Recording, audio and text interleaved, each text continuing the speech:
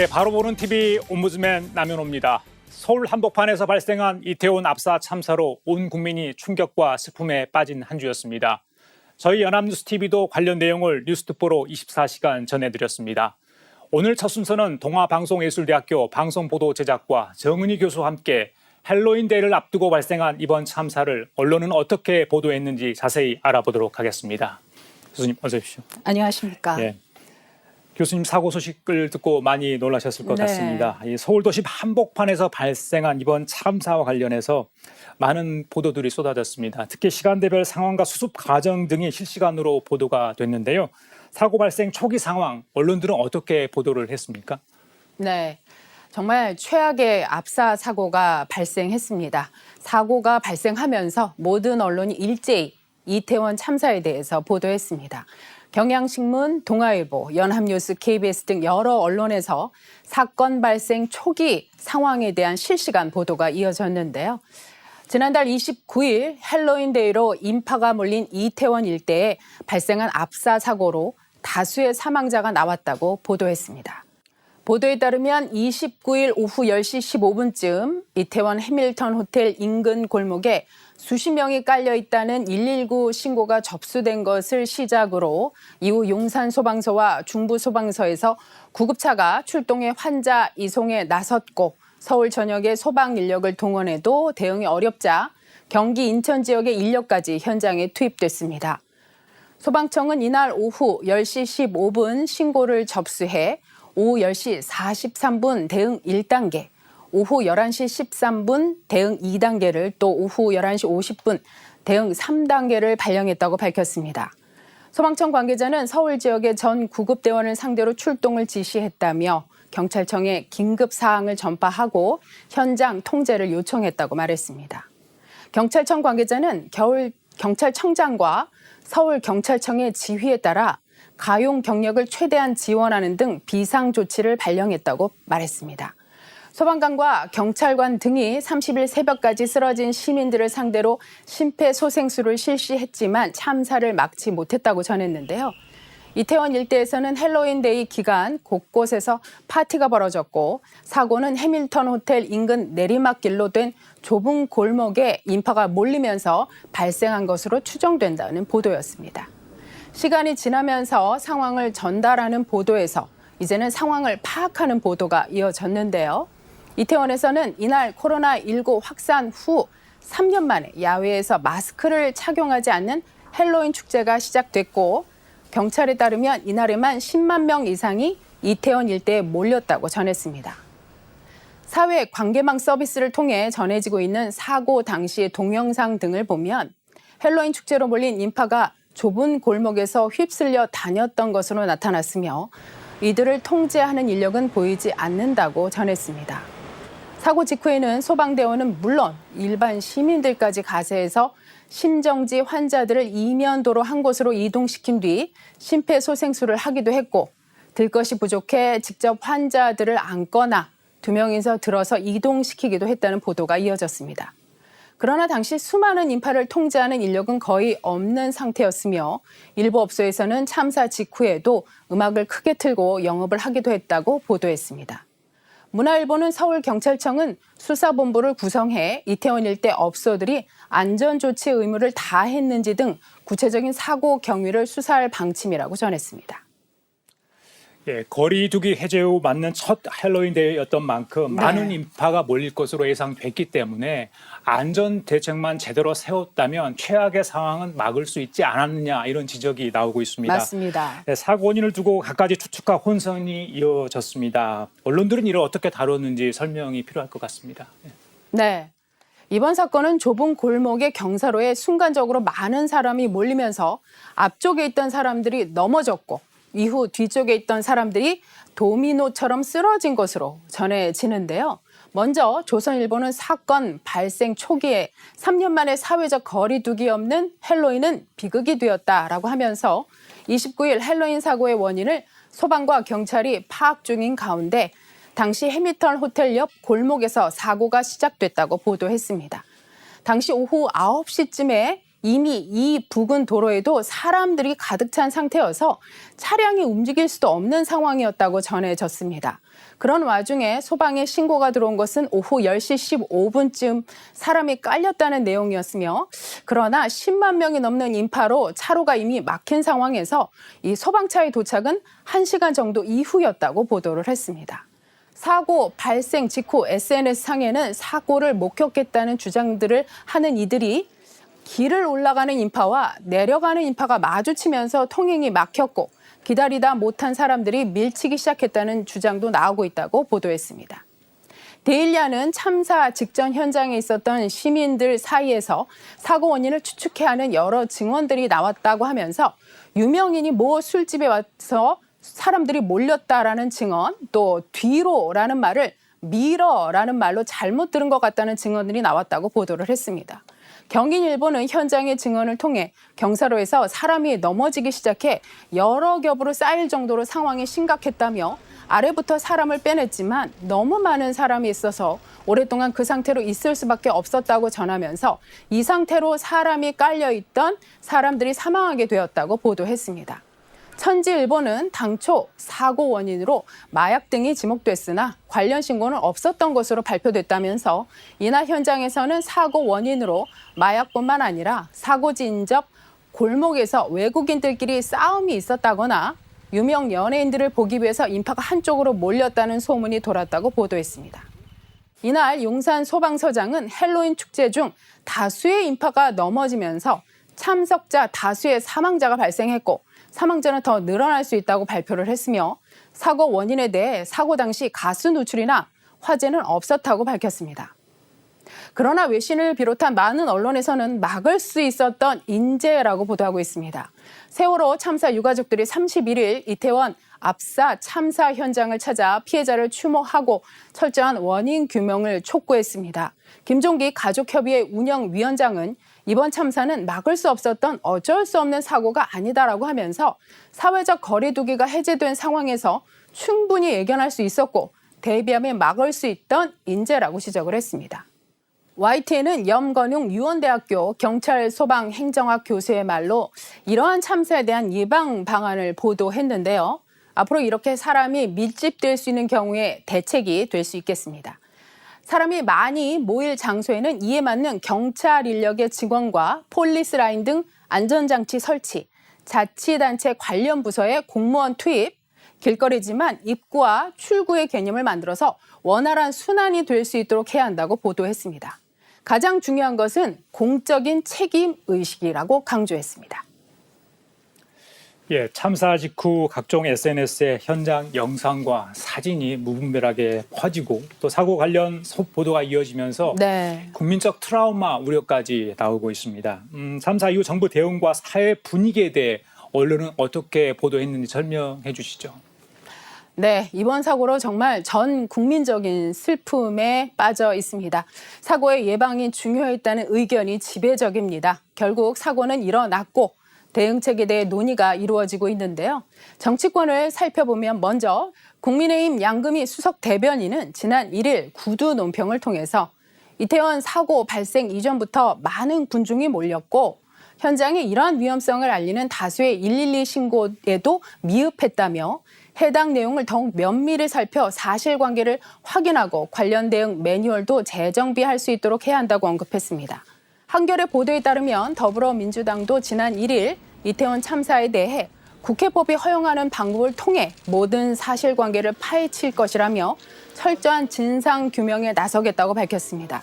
민주당은 애초 국가 애도 기간 동안 정쟁을 자제하고 정부의 참사 수습에 협조하겠다는 방침이었지만 참사 발생 3시간 40분가량 전부터 이미 경찰에 112 신고를 통해 10차례 이상 압사당할 것 같다는 신고 전화가 접수된 사실이 이날 뒤늦게 드러나면서 진상규명과 책임 추궁적으로 태세를 대대적으로 전환했습니다. 정부의 대응에 대해선 디지털 타임스 등 여러 언론의 보도에 따르면 지난 1일 국무회의에서 윤 대통령은 유사한 사고를 근본적으로 방지할 수 있는 방안을 정부는 마련해야 한다고 지시했습니다. 정부는 앞으로 주체자가 없는 행사에 대해 안전관리 방안을 마련하기로 하고 이번 참사의 학생 피해자가 다수였다는 점을 고려해 학생 안전교육도 강화합니다. 사상자가 있는 학교에는 학생들을 대상으로 심리치료와 정서 상담도 제공할 계획입니다.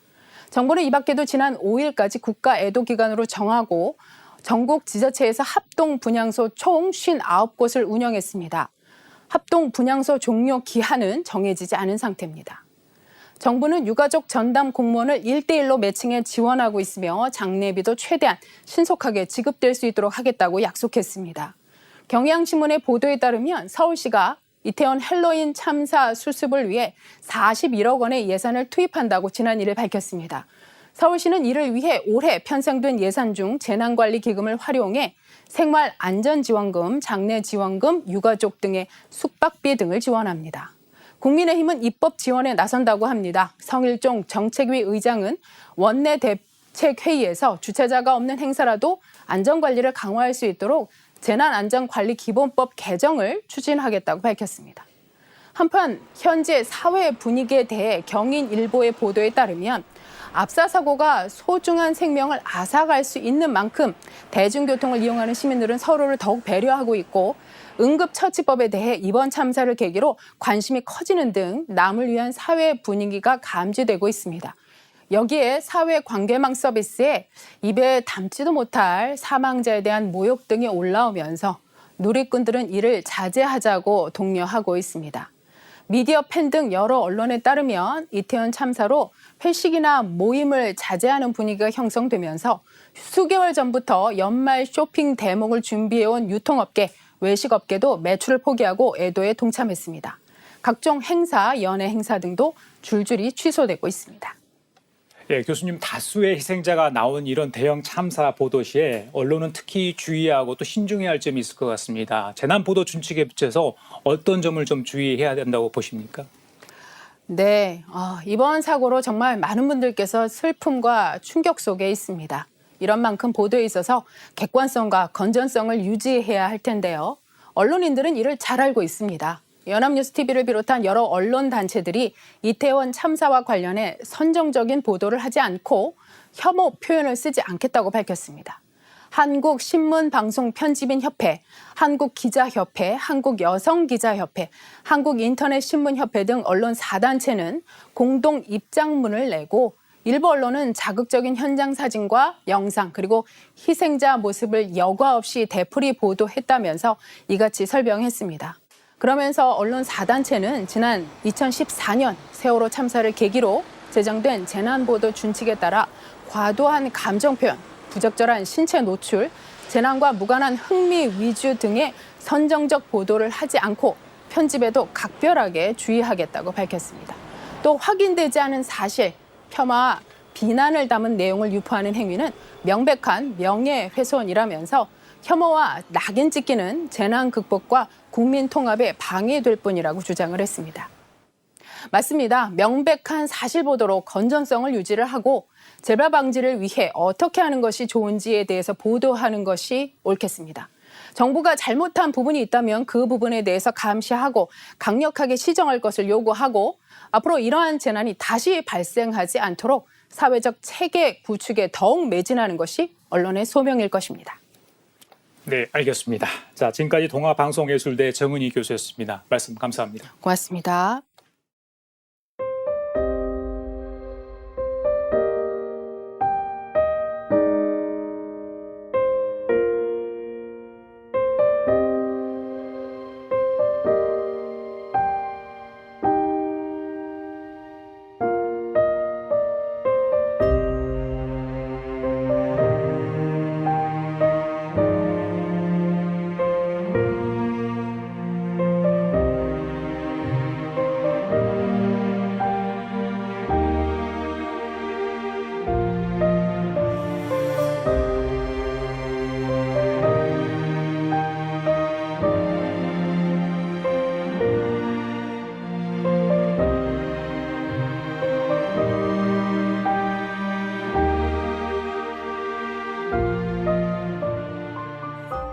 이번 순서는 대학생의 시선으로 방송을 분석하고 평가한 내용을 들어보는 시간입니다. 명지대학교 김근아 학생 나와 있습니다.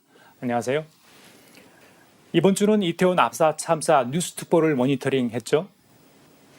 네, 저는 11월 1일 오후 5시 뉴스특보를 모니터링했습니다. 지난 1일 방송된 뉴스특보에서는 지난 10월 30일 발생한 이태원 참사에 대해서 다뤘습니다. 그럼 자세한 모니터링 내용 지금부터 전해드리겠습니다.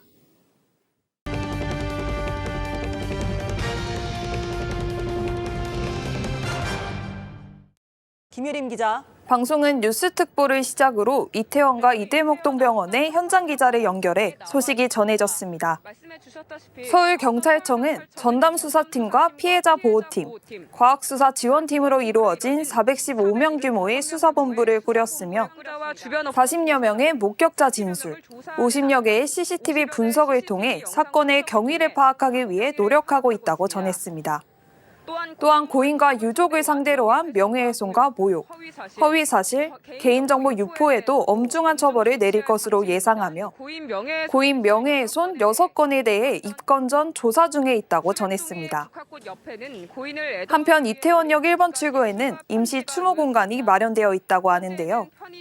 이곳은 시민들이 자체적으로 마련한 공간으로 이른 새벽부터 지금까지 많은 시민들이 국화꽃을 두고 묵념하는 모습을 보였다고 전했습니다. 신원 확인 전까지 뜬 눈으로 밤을 새며 신날 같은 희망을 놓지 않았던 유족들은 결국 사망 소식을 접하고 빈소엔 눈물과 탄식으로 가득하다고 합니다. 병원 외에도 서울 곳곳에 합동 분향소가 마련되어 많은 사람들이 분향소를 방문하고 있다고 전했습니다. 당시 현장을 목격했던 목격자의 인터뷰가 사실적으로 이어졌는데요. 당시 사고가 났던 이태원 골목은 상당히 비좁았고 움직일 수 없을 정도로 사람이 굉장히 많았다고 합니다. 어느 순간 복잡했던 사람들이 빠지면서 한산해지고 골목엔 사람들이 누워 있었다고 합니다. 목격자에 따르면 처음엔 사고라는 생각보단 헬로윈 퍼포먼스를 한다는 생각을 했는데 급기야 주변에서 심폐소생술이 가능한 사람을 찾길래 그제서야 심각성을 알게 되었다고 전했습니다. 사고 이후에 지금 목격자는 눈앞에서 참담한 사고 현장을 목격하고 그 뒤로 트라우마가 생겨 힘들다는 심정을 전했습니다. 한덕수 국무총리를 본부장으로 이어 정부의 피해 수습 대책에 대한 보도가 진행되었습니다. 사망자 장례 비용은 실비로 최대 1,500만 원까지 지급하고 유가족과 부상자에 대해서는 구호금과 세금, 통신요금 등을 감면하거나 납부를 유예하겠다는 방침이었는데요. 차별이 있어서는 안 된다는 지적에 이태원 참사 피해자들은 내외국인 관계없이 똑같이 피해에 대한 보상이 이어질 것이라고 전했습니다. 이후 현장의 재구성이라는 콘텐츠를 통해 사고 당시를 요약하여 보여주면서 사건 일지를 정리하였는데 영상과 자막 CG 등을 활용하여 사건 내용과 당시 상황을 시청자들에게 잘 전달했다는 생각이 들었습니다. 시민분 연결해서 당시 상황 들어보도록 하겠습니다. 네, 마지막으로 축제 참가자가 아닌 이태원 상인을 연결하여 당시 현장에 있었던 다양한 사람들의 이야기를 들어보는 시간도 마련되었습니다. 사고 현장 주변에서는 또 다른 상황들이 있었고 수많은 인파들로 인해 바로 옆에서 벌어지는 일들을 주변 사람들이 인지하기에는 힘들 수도 있었다는 이야기를 들려주었습니다. 네, 모니터링 내용 잘 봤습니다. 김근아 학생처럼 20대 희생자가 다수여서 모니터링 내내 마음이 무거웠을 것 같습니다. 뉴스특보 리포트를 보면서 어떤 생각이 들었습니까? 피해자 대부분이 20대, 30대로 저와 비슷한 또래였다는 점에서 더 안타까운 마음이 들었습니다. 현장에서 열심히 구조활동을 해주신 소방대원분들과 진상규명에 도움을 준 여러 시민들께 감사하다는 말을 전하고 싶습니다. 더 이상 이러한 피해가 없도록 여러 대책들을 마련해 주었으면 좋겠습니다. 네, 수고 많았습니다. 지금까지 명지대학교 김근아 학생이었습니다.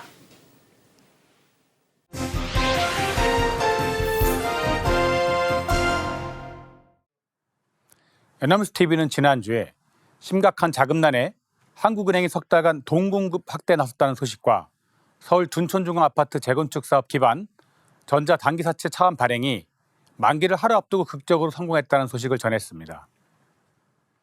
우리의 마음을 너무나 아프게 한 소식은 지난달 29일 토요일 저녁 10시 헬로윈 인파가 몰린 서울 이태원에서 대규모 사망자가 발생한 건데요. 이와 관련하여 30일 연합뉴스 TV는 뉴스특보 형태로 계속적으로 사상자의 소식과 사건 처리에 대한 소식을 전했습니다. 사고 다음 날인 30일 오전 10시 41분 보도에서는 최성범 용산소방서장이 당시 사상자에 대한 원인은 조사 중이라면서 사건 개요는 헬로윈 행사 축제 등 다수의 인파가 넘어지면서 참석 시민 다수가 사상한 사고로 파악되고 있다고 발표했습니다. 사고 다음 날인 30일 오전 11시 46분 뉴스에서는 이태원 참사 발생 이후 인근 체육관에 임시 안치됐던 시신은 시내 여러 병원 영안실로 옮겨졌는데요. 소방당국은 서울 지역 35개 장례식장에 시신을 일단 안치했다고 밝혔습니다. 용산구 순천향대학교 병원 앞에 나와 있는 취재기자는 지난밤 이곳 병원 앞에서는 이태원에 간 뒤 연락이 닿지 않는다며 가족과 친구를 찾으러 온 사람들이 모여들고 있다며 계속적으로 혹시나 하는 마음에 응급실과 장례식장을 찾은 사람들의 발길이 이어지는 상황이라고 전했습니다. 사고 다음 날인 30일 저녁 6시 22분 보도에서는 기자가 사고 현장에 나갔는데요. 전날인 29일 밤 10시쯤 사고가 발생했고 헬로윈 인파가 몰린 서울 이태원에서 당시 기준 최소 150여 명이 숨지는 대형 참사가 발생했다면서 현장은 그야말로 아비규환이었고 현재도 당시에 처참했던 모습이 그대로라고 전하고 있습니다. 기자는 자신의 뒤로 보이는 곳이 대규모 압사 사고가 발생한 골목이라면서 사고 발생 후 20시간이 다 됐지만 여전히 통제가 이어지고 있다고 전했습니다. 사망자는 계속 늘고 있다면서 외국인 사망자도 20명 이상으로 집계됐으며 국적은 노르웨이와 이란, 우즈베키스탄, 중국인 등인 것으로 확인됐다고 전했습니다. 당시 부상자는 100명이 넘었고 위중한 상태의 부상자들이 있어서 사망자가 더 늘어날 수 있다고 하면서 사상자는 대부분 10대에서 20대로 미성년자 사망자도 있다고 전했습니다.